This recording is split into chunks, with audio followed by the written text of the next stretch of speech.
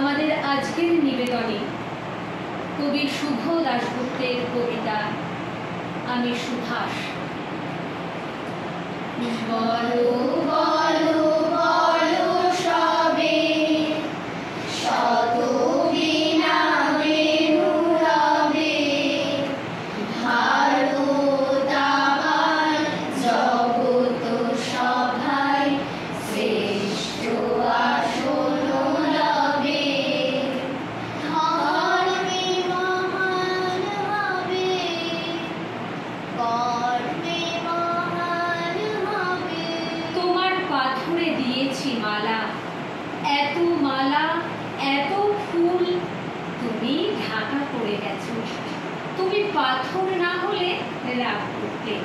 56 বছর আগে এক মধ্যরাতে এই হিরোজের 3 তলার ঘরে আর ছিল চাল ঢুকায় এক ছায়া পায়চারি ছিল অভিযান।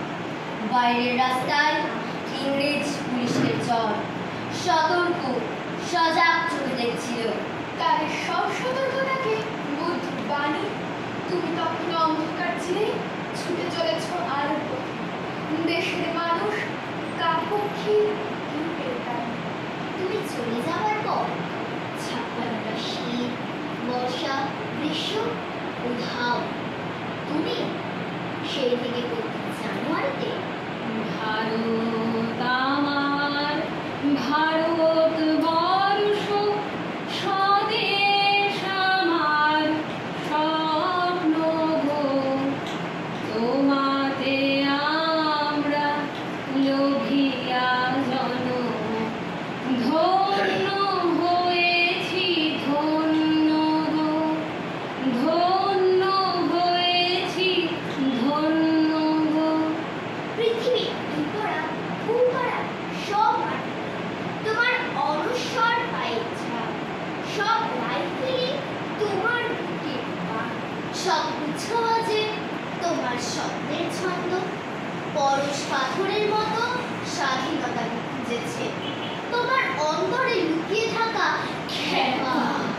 তোমার গন্তব্য ছিল স্বাধীনতা, তোমার পথ ছিল স্বাধীনতা, তোমার স্বপ্ন ছিল স্বাধীনতা, তোমার প্রেম ছিল স্বাধীনতা। তুমি রক্ত চেয়েছিলে স্বাধীনতার জন্য। তুমি তাই পাথর যারা স্বাধীনতার আড়ালে চেয়েছিল গদি, চেয়েছিল সিংহাসন, ইংরেজের ছেড়ে যাওয়া লুটে রাজ্যপাট।